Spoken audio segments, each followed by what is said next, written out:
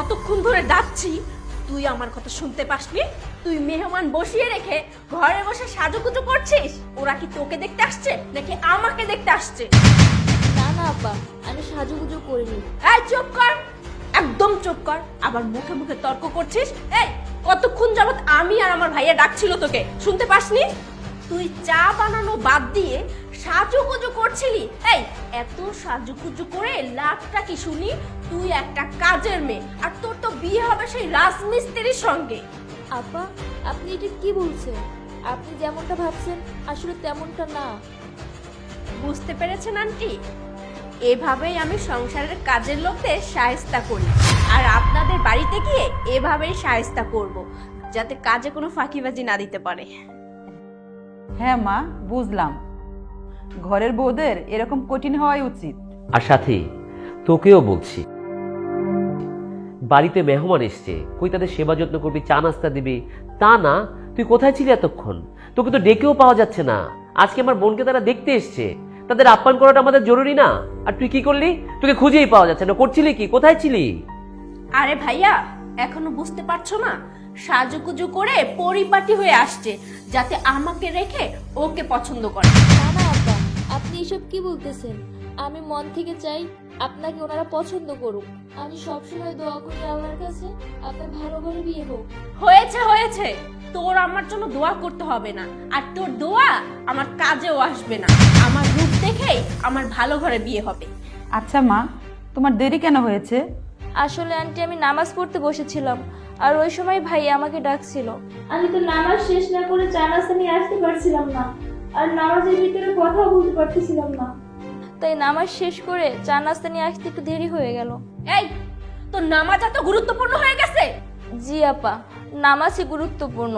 সবকিছু ছাড়তে পারবো, কিন্তু নামাজ ছাড়তে পারবো না। আগে নামাজ, তারপরে বাকি কাজ।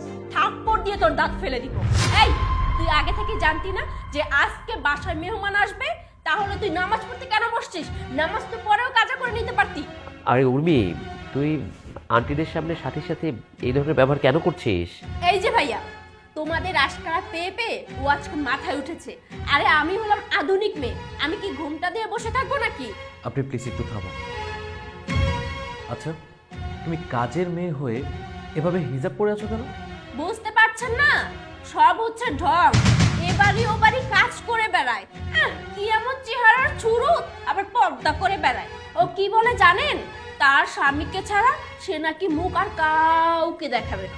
এই সাথে শোন, কাজের মেয়ের দিকে কে তাকাবে তুই একটু বলতো? ও আচ্ছা, গট ইট।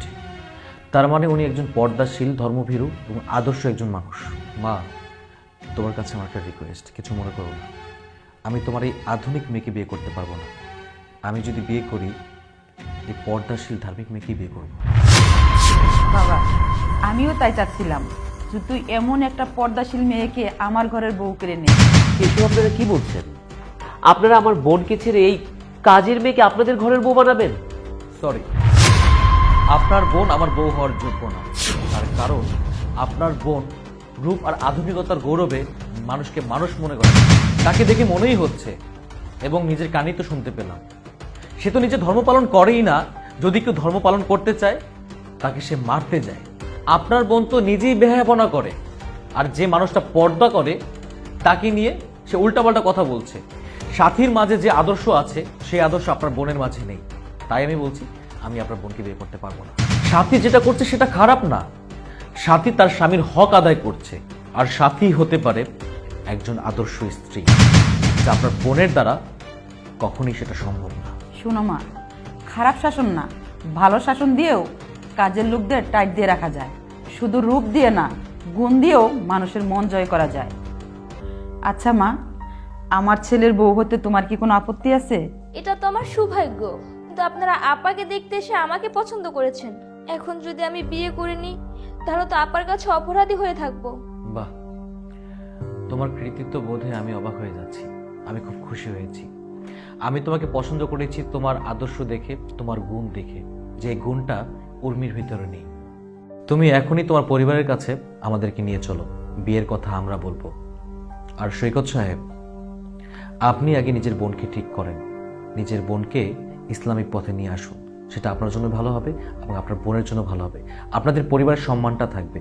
মা, এখানে বসে লাভ কি? চলো চলো।